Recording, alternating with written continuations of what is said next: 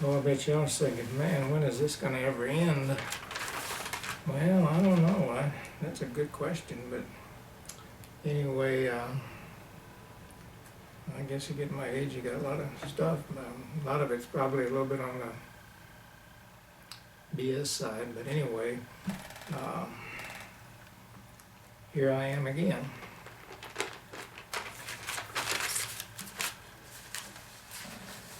Like I said, I'm not going much in order like I should, but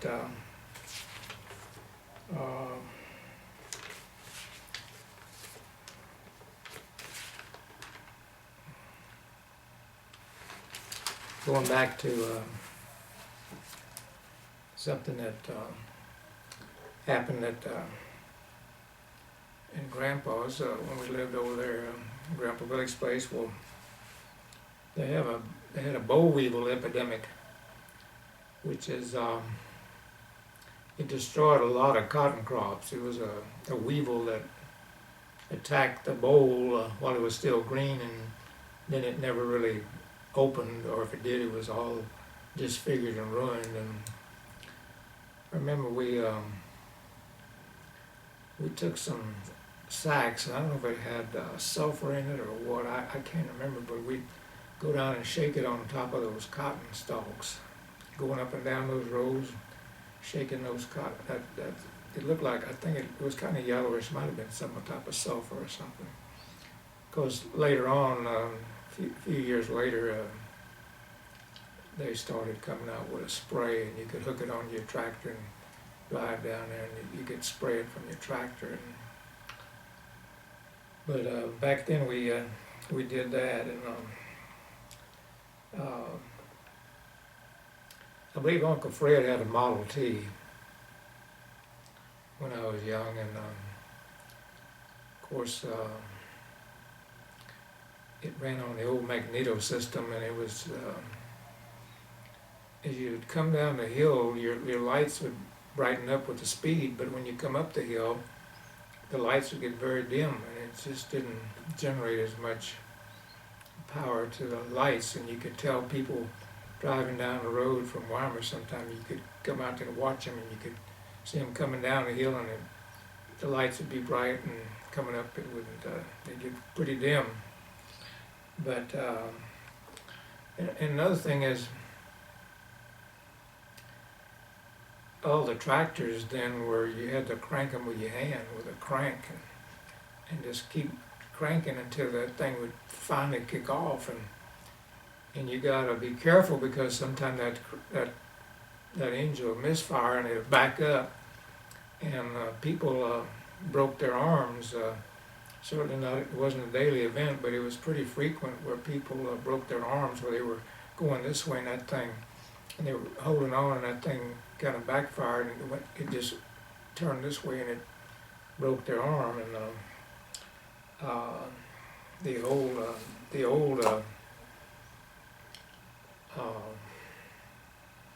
and some of the older cars, had that too before they came out with the batteries. Of course, everything was hand cranked, and you always, even though when the cars came out in the early days with the old 6-volt battery, which wasn't very good at the time, you still carried a crank in your car, because sometimes the battery would fail, and they still had a little deal right on the radiator where you could stick the crank in and crank up your car even. And the John Deere tractor was a 2-cylinder. It would just go it would just go put, put, put, put, put, put, like that, and it had a bigger wheel on the side. You'd have to turn that wheel and keep turning that wheel and keep turning that wheel until that engine would kick off. And it was 2-cylinder, and it was very, very noisy. You could always distinguish a John Deere real quick, because that was the only one like that. And I remember when we were farming down in Holman, well, Uncle Collie had a John Deere, and there were some trees between us and where Dad was farming, and every now and then we'd hear Uncle Collie going with that John Deere. I mean, he was running that thing wide open. He'd just go pop, pop, pop, pop, pop, pop, pop, pop, pop, just real good. All of a sudden, it'd go pop, pop, pop, pop, pop, pop, pow! Engine dead.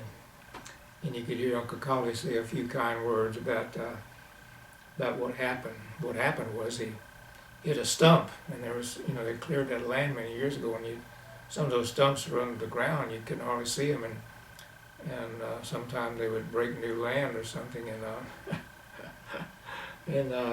he'd hit a stump with that plow, and that tractor couldn't break it, and it would just die, and Uncle Collie would just, man, it was kind of funny because you could hear him just going so smooth, all of a sudden, pow! And you could hear Uncle Collie a little bit between the trees. He was not a happy camper. But one thing I think that I hope I didn't dream this, and this is, but when I was, I don't know, maybe 7, 8 years old, or 6, 7, 8, 9, I don't know, not very old at all. And Elsie and Florence probably wouldn't, well, they might remember this, but I never asked them, of course, but they were taking a bath in a number 3 wash tub on the side, in that little side room there when I was up at Uncle Fred and Tante Betha's, and anyway, they were, of course, facing the wall. So I wound up in there. I was scrubbing their back with a scrub, and they were taking a bath in that tub, and it was just the backside. I mean, they just wanted somebody to rub their back with this brush, and so I said, well, I guess anyhow I did it. It's not meaning anything, but I remember that for some reason, and I was just a young kid, I guess, and they were probably about 18, and I was about like I said, 8. We're about 10 years difference, 10, 11 years difference, and I don't know why I remember that, but anyway, the cotton, getting back to the picking the cotton, well, as you drug the cotton sacks along the ground there, and you had the old ground on your shoulder, and you just pick and you put that cotton in that bag, and of course the bottom side would, after you drug it a while, would wear out, and so then we would turn that sack over and redo the band, and so do the other side. But somewhere along the way, my dad thought about, well, make those sacks last longer. I'm going to try something. So he painted those bottoms of those sacks with paint, and of course let it dry for a few days, and those sacks lasted a lot longer because that paint seemed to work on the ground level a lot better. I mean, the pulling on it and so forth. So anyway, that was something my dad did, and he also put a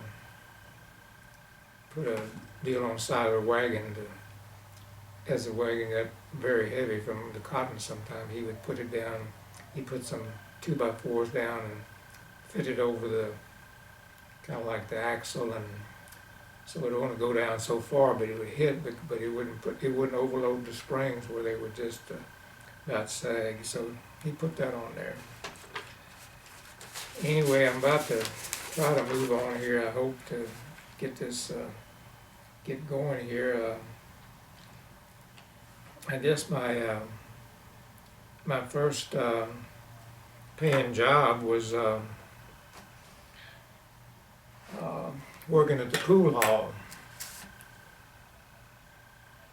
I got at George's pool hall. That's where Daddy played dominoes, drank a little beer. He never shot pool, but I did a little bit. And I got 25 cents an hour, plus I could shoot pool, and he had about 4 tables in there. And he said, as long as I kept the balls racked for the customers, well, I could shoot pool, but I just need to watch and make sure that I I racked those pool balls when they got through the game. And in fact, when Bubba got out of the service, we went to Weimar and we shot a little bit of pool when he came back from Germany.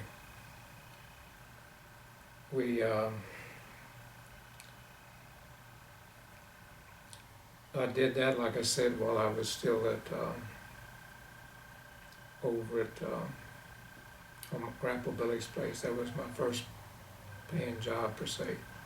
And they had something back in those days, they called them punch boards. And they were just boards with little bitty rolled up, tightly rolled up pieces of paper. And you'd have a punch, and you would punch through this deal, and it would push the little, really roll up real fine piece of paper out. And it would maybe cost you a nickel a punch or something like that. And I guess it was a small form of gambling, really. And then when you get that out, well, you would unravel that little piece of paper, and it might say, well, you just won 25 cents, or you just won $1. I don't remember the highest. It wasn't much, but we had a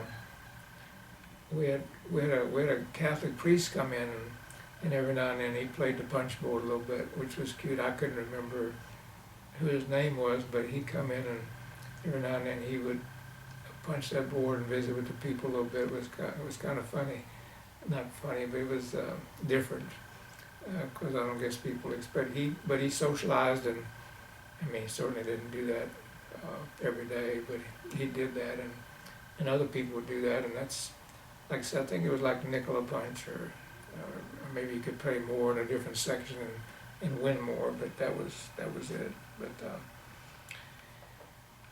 and when I got to high school, my summer job was with Harold Lapine. They had cotton allotment days there. You could only plant so many acres of cotton, because I assumed that there was too much cotton being produced at the time, so they want to cut back, keep the prices a little higher. And so our summer job was, he was in college and pretty sharp guy, and I took the chain and the markers, and he took the tripod, and we'd just go around all these farms and survey and how much cotton they were planting. He would turn in the forms, I guess, to the county, and so that was my summer job, which was really nice. I don't remember how much it paid, but it was pretty good, and it was a good summer job. And then between my junior and senior year, well, going back, that was from a freshman and sophomore to junior. And my junior to senior year, well, I worked for Elliot Meredith, which is he was always a neat friend of mine. And all these guys were about 10 years older than I was, 10, 12.